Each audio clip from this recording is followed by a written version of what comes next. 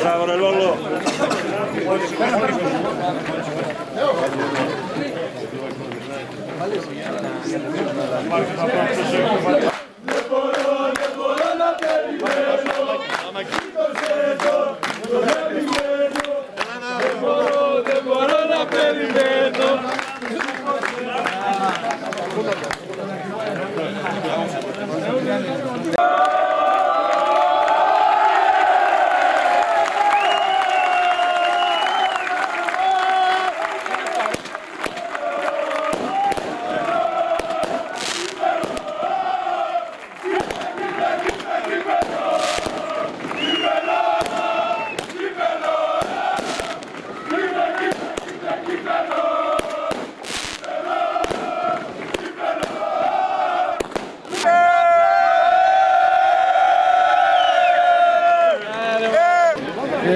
Νομίζω ότι η ομάδα ήταν πολύ παθιασμένη σήμερα, παρόλο το πολύ κακό γήπεδο και τον βαρύ αγωνιστικό χώρο. Νομίζω ότι τα δώσαμε όλα για 90 λεπτά, σταθήκαμε βέβαια και τυχεροί και ήρθε αυτή η επιτυχία με πολύ μεγάλη πραγματικά προσπάθεια.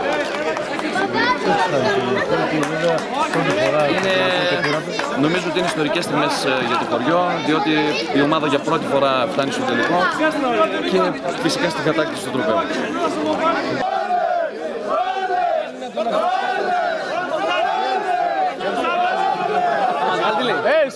Καταρχήν να πω ότι ήταν μια γιορτή του ποδοσφαίρου, ένα δυνατό, σκληρό παιχνίδι μέσα σε αθλητικά πλαίσια. Δύο πολύ καλές ομάδες σε δύσκολες συνθήκες και γηπεδικές και καιρικές. Νομίζω ότι θα κρινόταν στο ένα τέτοιο όπως έγινε, σε τέτοιο βαρύ αγωνιστικό χώρο.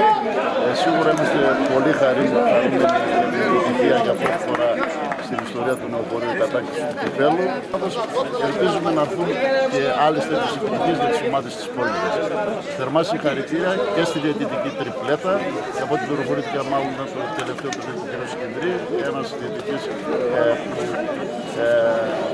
έδειξε δείγματα γραφής όλα αυτά τα χρόνια.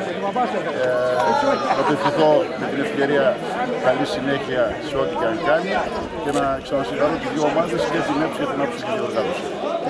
Το γήπεδο όντως είναι σε κακή κατάσταση γιατί πρέπει να λέμε τα πράγματα όπως είναι. Η σκέψη μας είναι για μια γενική αλλαγή του πρωτάπητα. Βέβαια καταλαβαίνετε ότι οι συνθήκες οικονομικές είναι δύσκολες, τα προβλήματα είναι πάρα πολλά. Συζητάμε με τους ανθρώπους του Ορέστη και τους ανθρώπους που φροντίζουν το γήπεδο.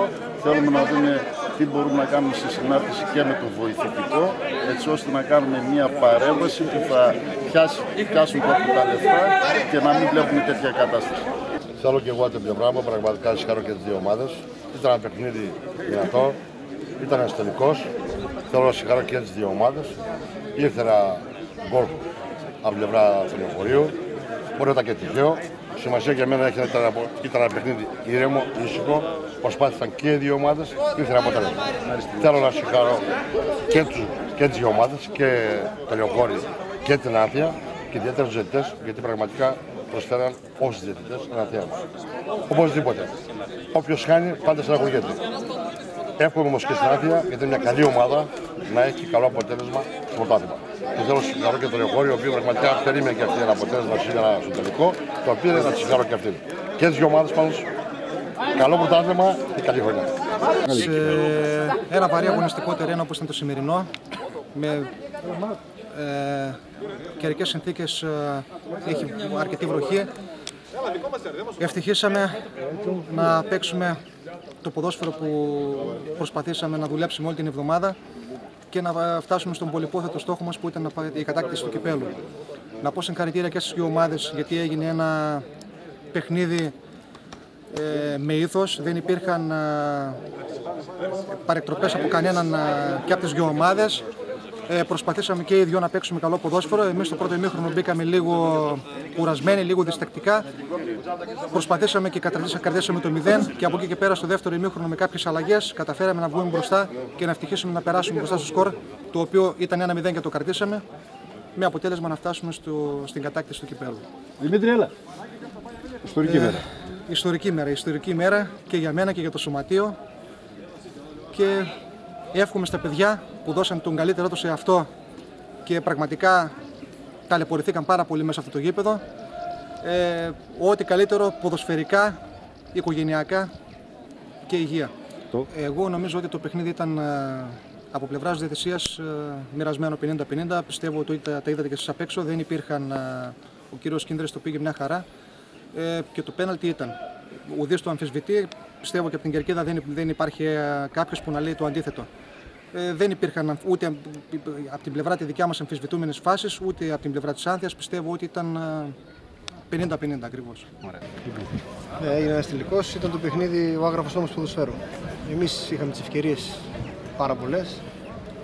Δυστυχώς, αυτό είναι το ποδόσφαιρο. Σε μια στημένη φάση το πληρώσαμε, έγινε ένα πέναλτι, ήταν πέναλτι. Χάσαμε. Έχω πολύ δύναμη μέσα μου γιατί τα παιδιά είναι πάρα πολύ καλοί.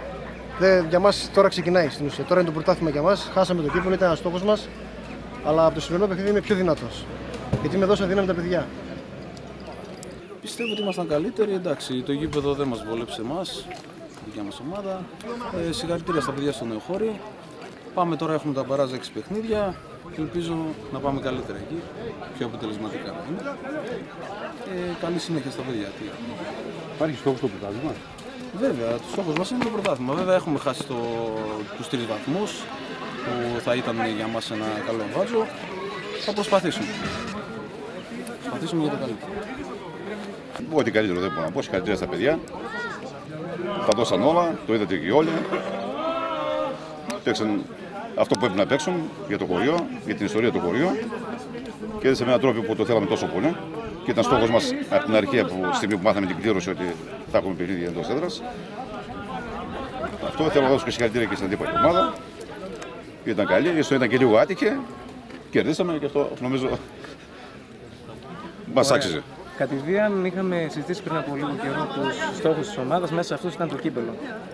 Το καταφέρατε. Ποιο είναι το επόμενο βήμα για την ομάδα? Αγωνίζεστε βέβαια στα play-out, αλλά μήπως θα γίνει ένα επιπλέον βήμα για την επόμενη χρονιά? Αυτό νομίζω ότι πρέπει να ρωτάμε τους πρόεδρους της μεγάλης επιτυχίας. Σίγουρα, αλλά εμείς είμαστε ένα χωριό, θα το πω έτσι, όπως το λέμε με την έννοια του χωριού. Δεν έχουμε παραπάνω δυνατότητες. Μέχρι εδώ είναι η πορεία μας. Προσπαθούμε να αναδείξουμε μια ταλέντα όσο μπορούμε και να προχωράμε αυτά. Η ομάδα του Νεοχωριού μέχρι εδώ μπορεί και νομίζω ότι το άξιζε και καλά πήγε.